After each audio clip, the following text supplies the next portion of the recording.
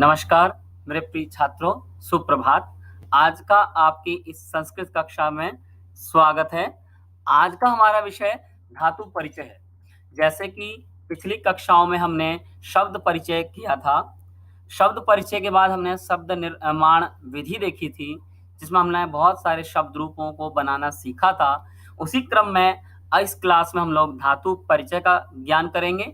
उसके बाद हम लोग धातु का निर्माण विधि भी अगली कक्षाओं में करेंगे। तो जैसे कि हम सब समझते हैं, संस्कृत वाक्यों में शब्द रूप और धातु रूपों का बहुत महत्व है। मैं आपको बता रहा हूं, संस्कृत अत्यंत सरल भाषा है। मात्र हमें इसकी पद्धति, इसके जो तकनीक है उसको समझना चाहिए। उसके बाद संस्कृत बिल्कुल सरल लगेगी और इसीलिए यह सबसे आसान भाषा मानी जाती है। चलिए आगे देखते हैं। धातु परिचय में हम लोग क्या होता है, धातु मतलब क्रिया। जैसा कि आप सबको पता है, किसी कार्य को करने या होने को क्रिया कहते हैं। यहाँ देखिए, पढ़ना, खाना, पीना, देना आदि क्या है, क्रियाएं हैं। संस्कृत में इन क्रियाओं को धातु कहते हैं तथा इनके अलग अलग रूपों को धातु रूप कहते हैं। जैसे पठ धातु का अर्थ है पढ़ना तथा इसके रूप है पठती, पठता, पठंती आदि। किसी धातु के वर्तमान काल के रूप को लट लकार कहा जाता है। देखिए, यहाँ पे मैंने आपको सामान्य क्रिया बताई है। आपको बता दूं, धातु रूप अत्यंत सरल है।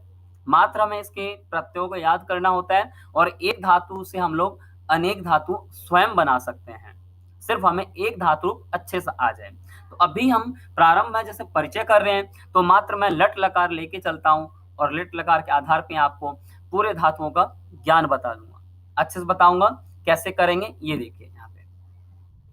जैसे अपरिवर्तनीय धातु, संस्कृत में दो प्रकार की धातुएं होती हैं, परिवर्तनशील और अपरिवर्तनशील। कहने का अर्थ है, कुछ धातुएं कभी नहीं बदलती, चाहे वो लट लकार प्रयोग हो या लट लकार प्रयोग हो, चाहे लंग लकार में।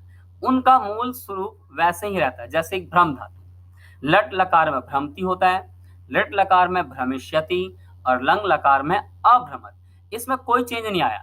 इसी प्रकार पठ धातु, लट लकार में पठती, लट लकार में पठिष्यति और लंग लकार में अपठत। इन आधार पर हम कह सकते हैं अनेक धातु अपरिवर्तनीय धातु हैं, अपरिवर्तनीय धातुएं हैं, मतलब वो स्थिर रहती हैं।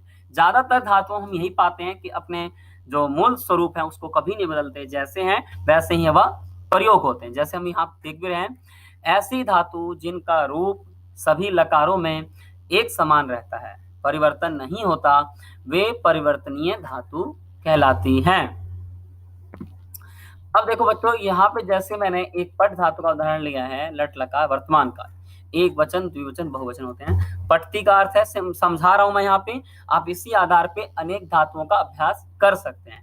इसमें पठ धातु में यहाँ पे हमने ती लगाया, पठती हुआ, यहाँ पे तह, यहाँ पे अंति लगाया पठंती, यहाँ सी लगाया पठसी, यहाँ थ तो पठथ, ऐसे ही पठत, पठामी, पठावा, पठामा।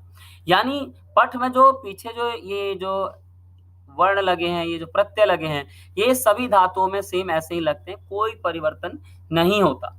बस यहाँ क्या है, मूल पठ, तो हमने देखा पठ, अब यहाँ ऐसे पठिष्यति होगा, तो हम यहाँ समझ रहे हैं। और दूसरी आपको एक बात बता दूं, जो पठ धातु है या कोई भी धातु है, स्त्रीलिंग और पुल्लिंग से उसको कोई फर्क नहीं पड़ता, उसका दोनों में अर्थ निकल सकता है। जैसे पठती में यदि सह पठती है तो वह पढ़ता है, और सा पठती है तो वे वह पढ़ती है, वह पढ़ती है। बालका पढ़ती, बालक पढ़ता है, बालिका पढ़ती, बालिका पढ़ती है। तो दोनों ही अर्थों में इसका प्रयोग होता है।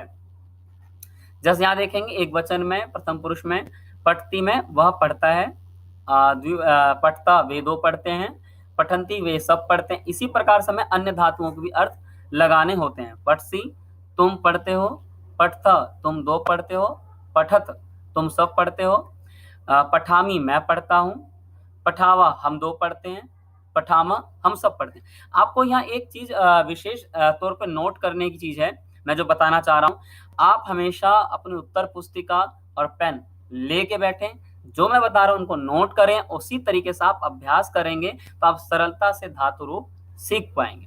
मैं कहना चाह रहा हूं प्रथम पुरुष, मध्यम पुरुष, उत्तम पुरुष में मात्र 6 शब्द ऐसे होते हैं जो कि मध्यम और उत्तम पुरुष कहलाते हैं। इन 6 शब्दों के अलावा शेष जितने भी शब्द हैं सब के सब प्रथम पुरुष में ही आते हैं, प्रयोग होते हैं। जैसे कि मान लीजिए इसका कर्ता क्या होता है, त्वम, इसका युवाम, इसका यूयम, इसका उत्तम पुरुष का होता है अहम, आवाम और वयम।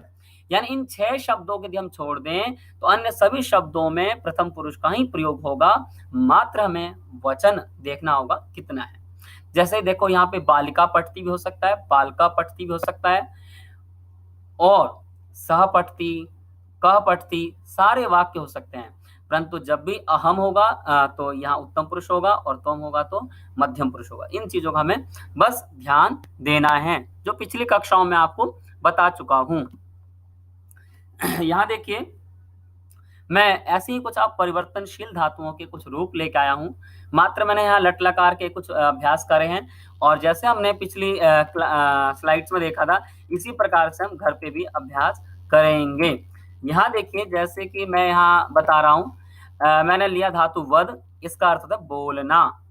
इसका अर्थ क्या होता है, बोलना। यहाँ देखिए बोलना अर्थ है, जैसे वद ती, वद तो सेम है, मैंने ती लिया, और आप ध्यान देंगे जब हम प्रयोग करते हैं तो द में हलंत जो है वह खत्म होके अ हो जाता है पूरा, तो बनता है वदती। फिर यहाँ पे हो गया अवदतः, यहाँ वदंती। ऐसे भ्रम का अर्थ है घूमना। यह घूमना अर्थ सभी के लिए प्रयोग हो सकता है, कोई बड़े भी घूम सकते हैं, कोई बालक भी, कोई बालिका भी, कोई वृद्धा भी, कोई भी घूम सकता है, सामान्य अर्थ है।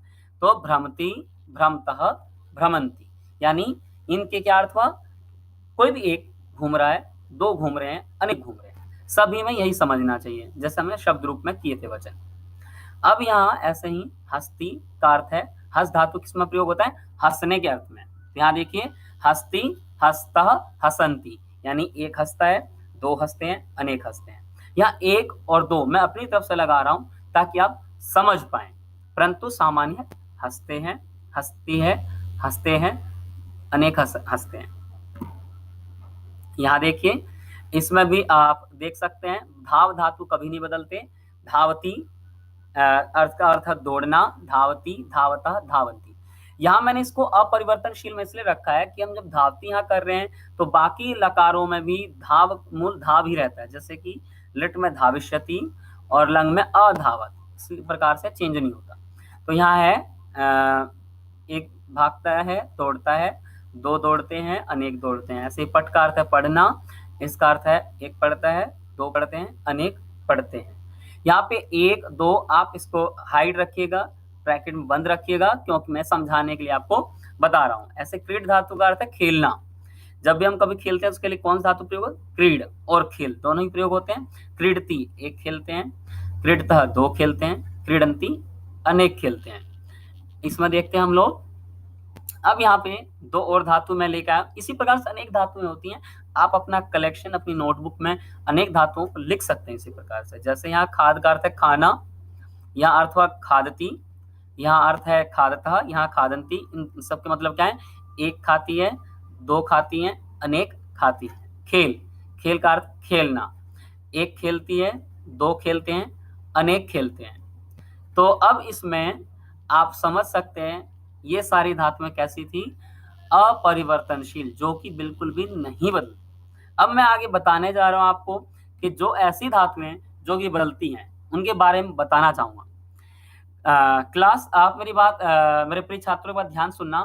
मैंने छठी कक्षा में और सप्तमी कक्षा में आपको एक ड्रैगन धातु का नाम बताया था। मैं ड्रैगन धातु के माध्यम से आपको खेल खेल में बताता था कि धातु पे हमें विशेष ध्यान देना है, क्योंकि ये धातु अपने स्वरूप को बदल लेती हैं। जैसे भू का क्या हो जाता है भव, दा का क्या यच्छ, नम का क्या होता है नन, पा का पिब, ग्रा का जिग्र, अस का भव हो जाता है भविष्यति में, गम का गज और लिक का लेक। यानी छोटी हो चाहे बड़ी हो, इनमें कुछ ना कुछ तो परिवर्तन होता ही है। तो आप इस बात को बिल्कुल अच्छे से नोट कर लेंगे। परिवर्तनशील धातु को हमें बहुत बार अभ्यास करना है, अनेक बार अभ्यास करना है, ताकि हम इसमें त्रुटि ना कर पाए। संस्कृत में कुछ धातुओं का, जैसे मैं समझा रहा हूं, संस्कृत में कुछ धातुओं का रूप परिवर्तित हो जाता है, वे परिवर्तनीय धातु कहलाती हैं। कुछ ऐसी धातुओं के प्रथम पुरुष लट लकार के रूप में नीचे दिए जा रहे हैं। मैं आपको कुछ समझा पाऊंगा, परंतु आपको इस चीजों का मुझे पूरा पता है कि 6ठी और 7वीं कक्षा मैंने समझा दिया था, फिर भी आपको इस मेरे समझाने के बाद कोई दुविधा नहीं होगी। यहाँ देखिए, जैसे मैंने एक परिवर्तनशील धातु ली है, यहाँ देखिए मैंने पश्यति लिया है, परंतु मूल धातु क्या है? दृश्य। ध्यान से देखिएगा, अब दृश्य धातु का सामान्य नियम के हिसाब से यहाँ दृश्यति होना चाहिए था, दृश्यता, दृश्यंती, परंतु क्या हुआ यहाँ पे? दृश्य का पश्य, तो क्या हो गया? पश्यति, पश्यतः, पश्यन्ति। इसका अर्थ होगा कि वह देखता है, दो देखते हैं, अनेक देखते हैं। अब देखिए, ये तो लट लकार में है। लिट लकार में यहाँ सिर्फ प्रथम बताऊंगा कि मध्यम उत्तम मैं आपको आगे बता चुका था, वो हम आगे कक्षाओं में करेंगे। सामान्य तौर पर मैं आपको बता चुका हूँ, तो हम सिर्फ प्रथम पुरुष की बात करेंगे। यहाँ पे दृश्य का क्या हो गया? द्रक्ष्यति। अब सोचिए, जब यहाँ द्रक्ष्यति हो गया, इसमें भी चेंज है, इसमें भी चेंज है, और मूल धातु क्या है? दृश्य। इसलिए इसको देखना ध्यान से अत्यंत आवश्यक है। परंतु हाँ, एक बात कह दूं, जितनी भी धातुएं हैं सिर्फ और सिर्फ लिट लकार परिवर्तन होती हैं, बाकी लट लकार, लंग लकार, लोट लकार और विधिलिंग लकार में यह बिल्कुल नहीं बदलती। जैसे पश्यति है तो लिट में आपका लंग में क्या? अपश्यत, लोट में पश्यतु, विधिलिंग लगा पश्येत, इस प्रकार से होती हैं।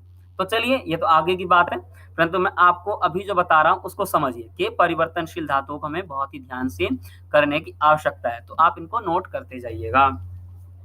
अब यहाँ एक और समझाना चाह रहा हूं मैं, जैसे मैंने ये पृच्छ धातु लिया है, पृच्छ धातु का अर्थ पूछना, परंतु यहाँ किसमें बदल गया? पृच्छति, तो ये र और यहाँ री में बदल गया, इसी वजह से इसका नाम परिवर्तनशील धातु है, यानी बदल सकता है। इसमें हमें बहुत सावधानी की जरूरत है। तो इसका क्या? पृच्छति, पूछता है, पृच्छतः दो पूछते हैं, पृच्छन्ति अनेक पूछते हैं। अब देखिए, यहाँ तो पृच्छता और यहाँ लिट लकार क्या गया? प्रक्ष्यति, तो इसका क्या अर्थ हुआ? पूछेंगे, दो पूछेंगे, अनेक पूछेंगे। ये सिर्फ समझाने के लिए था कि मूल चेंज कहाँ होता है? लट और लिट लकार में, बाकी जगह समस्या नहीं है। यहाँ देखिए, धातु रूपों में जैसे हमने अभी पीछे किया था, ऐसे यहाँ देखिए मैं आपको कुछ धातु बताना चाह रहा हूँ जो ये बदलती हैं। यहाँ पे गम का हो गया गच्छति, एक सरसरी मैं निगाह आपको देना चाह रहा हूँ, बाकी आप घर पे इसका जरूर अभ्यास कीजिएगा। जैसे गम का अर्थ है जाना, तो यहाँ गम का गमती होना चाहिए था, परंतु यहाँ क्या हुआ? गच्छति, गच्छतः गच्छन्ति। अच्छा, इसके सही स्वरूपों का आप सब अच्छे से स्मरण कर लेंगे। इसका क्या बनता है? भू का क्या हो गया? भव, और होता है भवती, भवतः, भवन्ति। ऐसे ही दा का यच्छ, तो यच्छति, यच्छतः, यच्छन्ति।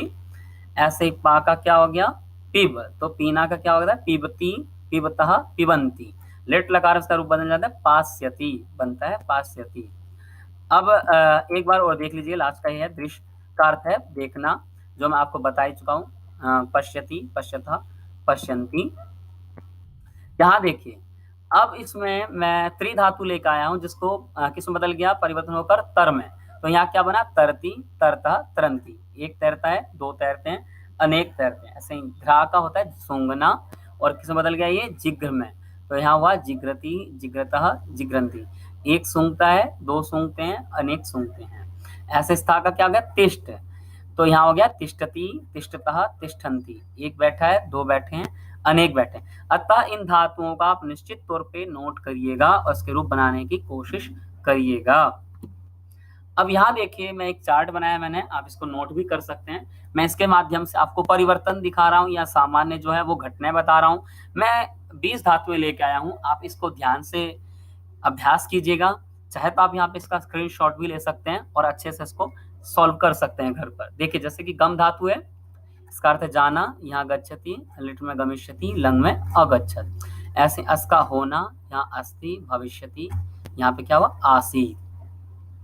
भू धातु का अर्थ होता है होना, यहाँ होता है भवति, भविष्यति, अभवत। ऐसे चल का चलना, यहाँ चलती, चलिष्यति, अचल। यहाँ पे मैंने परिवर्तनशील और अपरिवर्तनशील दोनों ही धातुओं को मिक्स करके लिखा है।